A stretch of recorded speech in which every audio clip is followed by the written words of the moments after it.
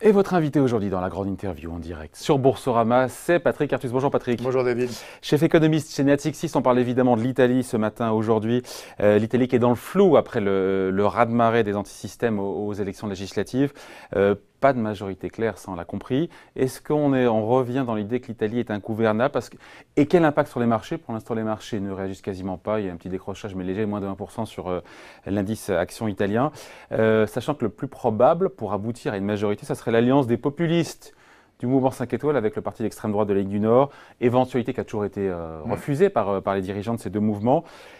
Et on se dit que pour avoir la majorité, donc, il faudrait que ces deux partis s'allient. Et ça serait, on peut dire, le pire, le scénario du pire pour les marchés, d'avoir effectivement comme ça cette alliance des populistes. Mais pour l'instant, tout va bien, les marchés s'en fichent complètement. Il faut quand même dire que la probabilité, enfin, ce qui inquiète les marchés, c'est les crises des dettes publiques. La grande crise de la zone euro entre 2011 et 2014, c'est le moment où les dettes publiques ne sont plus financées. Les investisseurs refusent d'investir dans un certain nombre de dettes et en particulier les investisseurs allemands, hollandais refusent de continuer à acheter de la dette italienne, espagnole, portugaise. Ce scénario-là aujourd'hui ne peut plus se produire. L'Italie a un excédent extérieur. Donc l'Italie ne s'endette plus auprès du reste du monde, en particulier auprès du reste de l'Europe. Là, on ne parle pas du déficit budgétaire. Oui, mais c'est la même chose. C'est-à-dire que l'Italie a suffisamment d'épargne domestique à l'intérieur de l'Italie pour financer son déficit public et ses besoins de financement autres, par exemple des ménages ou des entreprises. Donc l'Italie est devenue un pays qui est prêteur. C'est plus un pays emprunteur. Donc il n'y a plus de possibilité de voir une crise des finances publiques en Italie. D'abord, le déficit public est en dessous de 2% du PIB, rappelons-le, et la dette italienne 130 points du PIB. est de plus, oui, très élevée, mais elle est de plus en plus domestique. Elle est détenue presque aux 2/3 par les Italiens, dont la moitié par des individus en Italie qui détiennent personnellement de la dette. Pour qu'il y ait une crise de la dette en Italie, il faudrait que des Italiens vendent la dette publique de l'Italie, ce qui est quand même extrêmement improbable. D'où la réaction, d'où l'absence de réaction des marchés. Oui, je pense que le marché de la dette en Italie, il est devenu beaucoup, beaucoup plus robuste et résistant au choc que ce qu'on avait en 2010-2011, où à nouveau, l'Italie avait besoin que les assureurs allemands achètent de la dette italienne, ce qui n'est plus le cas aujourd'hui. Donc je crois qu'il ne faut pas s'inquiéter trop d'une crise de la dette. Le problème de l'Italie, bien sûr, c'est un problème politique, vous en parliez, c'est la difficulté de former une coalition, mais c'est un problème profond de l'économie italienne. Mais ce n'est pas le problème des finances publiques, c'est le problème des entreprises. La crise majeure de l'Italie, c'est que depuis 20 ans, les entreprises italiennes sous-investissent. L'investissement est incroyablement déprimé par rapport à ce qu'on voit dans les autres pays européens. Ceci a fabriqué une stagnation complète de la productivité du travail depuis 20 ans en Italie. Et si la productivité du travail n'augmente pas, il n'y a aucun surplus qu'on puisse distribuer. Les entreprises n'ont pas assez de profits, on ne peut pas distribuer de salaires supplémentaires aux ménages, puisque l'économie ne fabrique pas de surplus. Donc la compétitivité se dégrade, les parts de marché reculent, on n'investit pas assez, et donc il y a un cercle complètement vicieux en Italie, où comme on sous-investit, il n'y a pas de gain de productivité. Comme il n'y a pas de gain de productivité, on n'est pas compétitif et on a peu de profit. Comme on n'est pas compétitif, on perd de parts de marché et on investit encore moins, etc. La réponse, elle est politique ou pas à ça? La réponse, non, c'est une réponse de politique économique. Il faut absolument que le gouvernement italien fasse repartir l'investissement des entreprises italiennes, que les entreprises italiennes modernisent leur capital, rajeunissent leur capital, ce qu'elles ont arrêté de faire il y a une vingtaine d'années. Oui, mais aujourd'hui, encore une fois, l'incertitude, elle est grande parce qu'il n'y a pas, encore une fois, de coalition possible. Cette paralysie, si elle devait être durable, est-ce qu'elle pourrait affecter la zone euro et pour le coup les marchés, où on reste dans l'idée qu'il n'y a pas de crise de dette publique possible en Italie parce que les ménages ont une partie de la dette? Je pense que la bonne conséquence d'une mauvaise chose, c'est que depuis la crise, les marchés de la zone euro se sont renationalisés. Les investisseurs, les banques, etc., de chaque pays détiennent de plus en plus des dettes de leur pays et de moins en moins des dettes des autres. Alors ceci est totalement catastrophique, puisque le principe même d'une union monétaire, c'est qu'on peut faire circuler les capitaux. Les capitaux ne circulent plus. Mais ça crée une beaucoup plus grande résistance au choc, puisqu'on ne peut plus avoir... C'est l'un des effets positifs. On ne peut plus avoir une crise parce que les assureurs allemands, tout d'un coup, arrêtent de financer le trésor italien, puisque le trésor italien, en termes nets, se finance par l'épargne des Italiens. Donc il n'y aura pas une nouvelle crise en zone euro avec, encore une fois, le caractère ingouvernable de l'Italie, ou encore une fois, l'alliance des populistes et des partis Il peut y avoir anti-système. Ça ne serait pas problématique? Mais il pourrait y avoir une... Oui, à nouveau, vous voyez, une crise, c'est des gens qui se mettent à ne pas financer le déficit public. Et donc, à ce moment-là, les taux d'intérêt s'envolent, et ce qu'on a eu à nouveau en 2010 et 2014. Aujourd'hui, de plus en plus, il faudrait que les Italiens eux-mêmes refusent de financer leur déficit public. Alors ça, c'est vu dans le passé. Ça s'est vu, par exemple, au Canada et en Suède au début des années 90. Les investisseurs du pays, tout d'un coup, ont fait la grève du financement des déficits publics, mais qui était au-dessus de 10% du PIB. Là, on est en dessous de 2.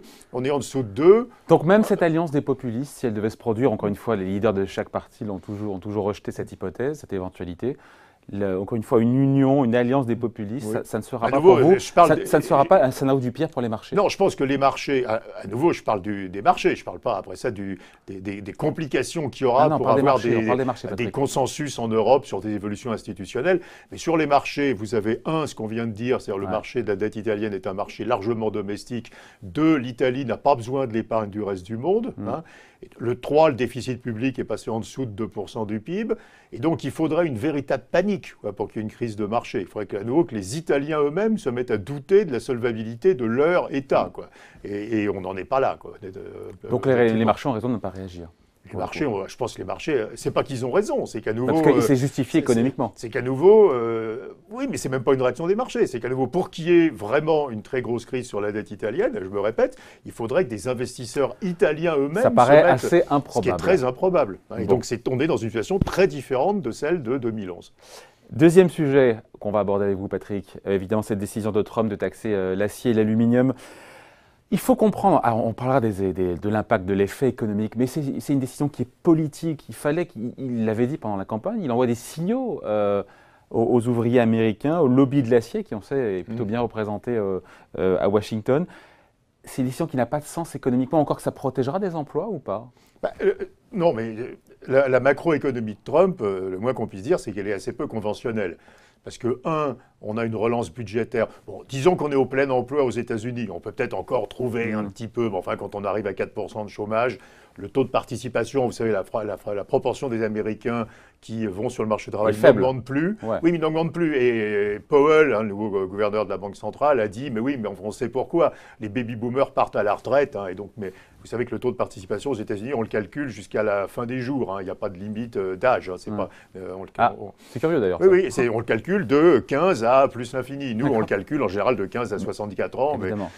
Donc, il n'y a pas grand espoir que le taux de participation remonte. La Réserve fédérale ne pense pas qu'il va remonter. Le taux de chômage peut être baisser encore de 1 ou 2 dixièmes, mais enfin, on arrive au plein emploi. Donc, pour vous, c'est absurde de faire ce... relance budgétaire au plein emploi, honnêtement, ça nourrit le reste du monde. Et donc, on le voit déjà. La balance commerciale des États-Unis se dégrade, puisque la demande intérieure est de moins en moins satisfaite par la production domestique. Il y a des problèmes d'embauche, et donc on importe de plus en plus. Et donc, la relance de Trump, elle est bonne pour les autres. Et du coup, ça alimente le second point, puisque comme il a relancé l'économie au plein emploi, on a du déficit extérieur. Et il dit, regardez, c'est scandaleux, c'est les politiques déloyales des autres qui font le déficit. C'est sa politique fiscale. Alors, c'est sa politique fiscale qui fabrique le déficit extérieur et qui provoque le déficit extérieur. Et après, il dit, attendez, les autres sont déloyaux, donc il va falloir mettre du protectionnisme. Et deuxième absurdité, normalement, quand on est au plein emploi, on ne fait pas de protectionnisme. Le protectionnisme, d'abord, à court terme, aujourd'hui, tout le monde l'a plus ou moins compris, il me semble. C'est la thèse que défendent les Chinois depuis longtemps, mais qui est juste. On a segmenté les chaînes de valeur. Donc, en termes clairs, ça veut dire que ce qui est importé aux États-Unis est de moins en moins produit aux États-Unis. Ouais. Ça peut être assemblé aux États-Unis, mais il y a différents composants. Un téléphone portable, il vient de Taïwan ou de Chine parce que les fabricants américains de téléphones portables ont décidé de fabriquer les téléphones portables à Taïwan ou en Chine. Donc, si vous arrêtez les importations de pièces de téléphones portables, il n'y a plus de téléphones portables. Il n'y a pas de fabricant de ces pièces-là aux États-Unis. Et donc, aujourd'hui, le protectionnisme, si on met des droits de douane, ne va pas faire baisser le volume des importations, il va simplement rendre des importations plus chères. Xavier Timbaud le disait à l'instant, c'est déjà ce qu'on avait vu. Mais ça va quand même protéger Alors, la production d'acier aux États-Unis, oui, c'est ça. Et donc les emplois, nouveau, c'est l'alpha et l'oméga de la politique oui, mais de Trump, ça. Là, à nouveau, on parle d'un truc tout à fait anecdotique, les 25% de droits de douane sur l'acier. Je me place dans la perspective où les choses continueraient. C'est-à-dire qu'on aurait vraiment une politique protectionniste aux États-Unis qui ne serait pas seulement on en prend le chemin, les panneaux solaires, l'acier, mais ouais. il y en a toutes les semaines un peu plus. Donc imaginons que ça continue. Et donc on continue à avoir des mesures de droits de douane sur un nombre de croissant de biens, oui. et y compris des biens significatifs. À nouveau, les voitures, les biens d'équipement. C'est la tendance quand même là. C'est la tendance et il y a un risque. Alors si on s'arrête aujourd'hui, à nouveau, comme le disait Xavier Tinvaux avant, on est dans la 3e décimale, et donc on ne verra rien dans les chiffres de la macroéconomie. Bon, imaginons que ça continue et qu'on risque sur une dérive protectionniste. À nouveau, elle est absurde parce qu'on est au plein emploi. Et donc si on relocalise aux États-Unis des productions, c'est toujours la question, imaginons qu'on ramène aux États-Unis les voitures qui sont fabriquées au Mexique. Ouais. Qui va fabriquer les voitures? On est au plein emploi. Donc on va enlever les gens d'une industrie pour les mettre dans la fabrication de voitures. Enfin, ou alors on va faire venir les Mexicains avec ce qui n'est pas apparemment la tendance. Ouais. Deuxièmement, faut voir que les importations des États-Unis, pas chères, c'était le moyen de doper le pouvoir d'achat des Américains dans un environnement où les salaires n'augmentent pas. Donc ce que fait Trump, c'est tuer le pouvoir d'achat des Américains. Parce que c'est le consommateur américain qui paiera plus cher sa canette de bière, plus cher sa voiture. Bien sûr. Et troisièmement, ça tire vers le bas le niveau de gamme des États-Unis. L'avenir des États-Unis, c'est pas de fabriquer de l'acier, des pièces de voiture ou des clous, quoi. Lui, il veut des emplois. Il veut des emplois. Il veut des emplois, mais il veut des emplois dans un niveau de gamme qui est plus bas que ce qu'on peut espérer pour les États-Unis. Aux États-Unis, 45% des gens ont un diplôme du supérieur. Donc c'est l'économie qui a les niveaux de productivité les plus élevés du monde par habitant. Donc on peut penser que la bonne stratégie pour les États-Unis, c'est une stratégie de montée en gamme et pas de protection du bas de gamme. Donc la seule rationalisation de la politique de Trump, c'est que c'est une politique qui vise à soutenir les cours boursiers des entreprises du bas de gamme. Parce qu'elles vont profiter de la baisse des impôts, elles vont profiter des projets d'infrastructure. On va fabriquer des routes, des ponts, donc on va faire de l'acier, du béton, etc. Et elles vont être protégées par les droits de douane, donc ils pourront monter leur prix. Donc c'est une politique uniquement de soutien des résultats des entreprises de la vieille économie aux États-Unis. Et ce risque, encore une fois, que prend manifestement Donald Trump de déclencher, encore une fois, un conflit, une guerre commerciale, le risque que ça devienne incontrôlable. On a vu la réaction des Européens. On va taxer pour 3 milliards d'euros l'équivalent des Vous avez bien senti que les Européens objets, et les Chinois des produits étaient quand même emblématiques. extrêmement prudents. Extrêmement prudents. Je crois que ni les Européens ni les Chinois... C'est l'intérêt de personne. Les Chinois viennent d'annoncer, d'ailleurs la nuit dernière, dans le même temps, la poursuite de l'ouverture des importations. Ils acceptent, ils sont en train d'ouvrir en fait leur marché intérieur, les Chinois en ce moment. La preuve que ça marche, la pression de Trump. Alors, et d'ailleurs, les importations de la Chine sont en train d'augmenter à toute allure. Donc les Chinois sont dans une stratégie. Pour l'instant, la stratégie des Chinois, qui est plutôt une stratégie déréglementée et de permettre plus facilement aux consommateurs chinois d'importer des produits étrangers, elle n'a pas été remise en cause. Les Européens font des choses symboliques. Alors, on ne pourra pas acheter de jeans d'une certaine marque, mais on pourra sans doute en acheter d'une autre marque. Et d'ailleurs, ces jeans... On peut acheter votre Harley Davidson. Je pourrais plus changer votre Harley Davidson, je pourrais acheter une Honda. Enfin bon, non, mais je crois qu'il y a quand même une grande prudence. Mais à nouveau, regardons les principes. Qu'est-ce qui peut... Est-ce que dans les principes, Trump peut avoir raison et regardons les principes du point de vue des États-Unis, en disant oui, pas du point de vue global, quoi. Ouais. Honnêtement, quand vous regardez du point de vue des principes et du point de vue du seul intérêt des États-Unis, ce qu'il fait est tout à fait négatif pour les États-Unis. Et pour l'emploi, j'en reviens. Il est prêt à accepter, il l'a dit, un peu plus d'inflation, mais ce qu'il veut, c'est plus d'emplois. Oui, mais s'il y a plus d'inflation aux États-Unis, il y aura moins de pouvoir d'achat. S'il y a moins de pouvoir d'achat, il y aura moins d'emplois. Et ça, on est dans la macroéconomie. Alors, c'est la même chose que pour les panneaux solaires. On s'est aperçu qu'il y a aux États-Unis considérablement plus de gens qui posent des panneaux solaires importés que de gens qui fabriquent des panneaux solaires. Donc, quand vous taxez les panneaux solaires, vous gagnez un peu d'emplois dans la fabrication. Et comme les prix sont plus élevés, vous perdez des tonnes d'emplois dans la pose, quoi. Donc, il n'arrive pas à mettre en face d'un avantage sectoriel pour quelques producteurs un gros désavantage macro pour les acheteurs, quoi. Pourtant, c'est bien les acheteurs sont bien son cœur de cible, son électorat, c'est bien. Je pense profondément qu'il fait une politique d'enrichissement d'un certain nombre de secteurs économiques qui vont profiter de ces mesures. Il travaille pour l'intérêt boursier de la vieille économie. Donc certainement, les cours des sociétés, de la sidérurgie, des panneaux solaires, de l'aluminium, etc. vont monter au détriment de la macroéconomie des États-Unis. Justement, entre ces mesures protectionnistes de Trump sur l'acier et l'aluminium, les mesures de rétorsion, et puis on a eu aussi la semaine dernière les premiers pas de Jérôme Powell, qui a comme tenu des propos assez contradictoires en même pas 48 heures, en soufflant un petit peu le chaud et le froid. Est-ce qu'on peut dire, même si ça semble s'être calmé un petit peu à l'ouverture des marchés européens aujourd'hui, que les marchés actions ou les marchés financiers sont de nouveau dans une phase de turbulence? Je crois que la semaine dernière, c'était assez violent oui, quand même. Je crois que la liste des incertitudes est quand même grande, il faut être assez modeste. D'abord, croissance, on arrive au plein emploi. Et donc, quand on arrive au plein emploi, on ne peut pas espérer la même croissance. Je suis étonné du petit nombre d'économistes qui ont l'air de comprendre que quand on arrive au plein emploi, on a moins de croissance que quand le taux de chômage diminue. Et ceci est vrai pour les États-Unis, c'est vrai pour le Japon, c'est vrai pour pas mal de pays européens comme l'Allemagne. Ça va commencer à être vrai en France. On a déjà parlé des problèmes de recrutement des entreprises en France. Et donc, on a sans doute une surestimation de la croissance. Sauf qu'en France, on a 9% de chômage, les Américains en ont 4. Oui, mais regardez l'enquête sur les difficultés d'embauche des entreprises. On est au plus haut niveau historique pour la proportion d'entreprises qui disent qu'elles n'arrivent pas à recruter. Donc même à 8,6% de taux de chômage, on a l'impression qu'on est à peu près un chômage très incompressible. Et donc, je pense qu'il y a une grosse incertitude sur la croissance et je pense que les économistes ne regardent pas assez le côté de l'offre. Deuxième question, la réaction des politiques monétaires. Que font les banques centrales? Vous avez vu les derniers chiffres de l'inflation aux États-Unis? Il n'y a pas d'inflation aux États-Unis. Et donc, la Réserve fédérale est confrontée à une économie qui arrive au plein emploi, avec une politique économique qui fabrique de la surchauffe. On fait de la relance budgétaire au plein emploi, on fait du protectionnisme au plein emploi, et pas d'inflation. Et donc, ça crée une grande incertitude sur ce qu'elle va faire. Et Powell, on voit bien aussi Il est gêné aux entournures. Il peut s'appuyer sur le cycle économique pour dire qu'il faut normaliser. Les marchés attendent 3 hausses cette année, 2 hausses l'année prochaine. La Réserve fédérale, c'est plutôt 3 à 4 et encore 3. Mais il n'a pas d'inflation. Donc, et l'inflation, elle est vraiment... Regardez les coûts salariaux. Enfin, il n'y a pas d'inflation dans le tuyau aux États-Unis. Et dans la zone euro, c'est encore pire, puisque on a quand même l'espoir de continuer à faire baisser le chômage et on n'a pas d'inflation. Donc, il y a une grande incertitude sur la façon dont les banques centrales vont fonctionner dans cet environnement-là. Il y a l'incertitude sur la politique économique des États-Unis, on vient d'en parler. Et donc, voilà... sur le monétaire, ce n'est pas la pire des situations. Si finalement l'inflation restait largement contenue, oui, mais, ça permettrait à la Fed d'y aller tranquillement, de continuer son resserrement graduel. Mais d'un autre côté, Powell a l'air d'être sensible à l'argument assez stupide qu'on a déjà évoqué ici souvent, c'est que si on veut pouvoir baisser les taux, il faut les monter d'abord. Et donc, il n'est pas exclu qu'ils montent 4 fois cette année et 3 fois l'année prochaine. C'est-à-dire un peu plus que ce que les marchés attendent. Ça serait pas grave, mais à nouveau, c'est pas ce que les marchés attendent. Donc, sera un petit. Si vous avez à la fois, il peut y avoir un ciseau, vous voyez, c'est-à-dire à la fois.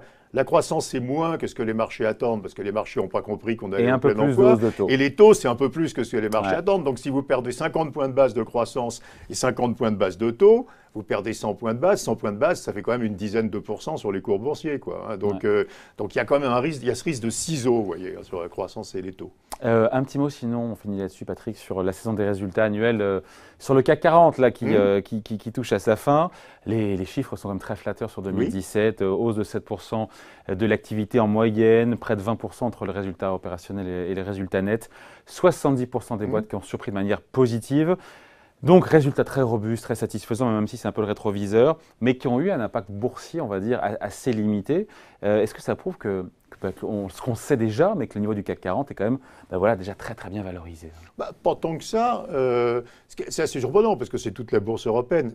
C'est très bizarre, parce que, effectivement, tout ce qui est résultat est très bien orienté.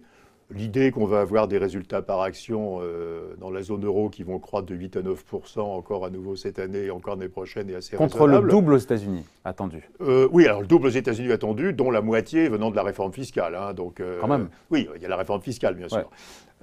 Enfin, quand même, on a des résultats solides dans la zone euro. Il n'y a pas d'inflation, la BCE va garder des taux zéro et les non-résidents achètent massivement des actions européennes.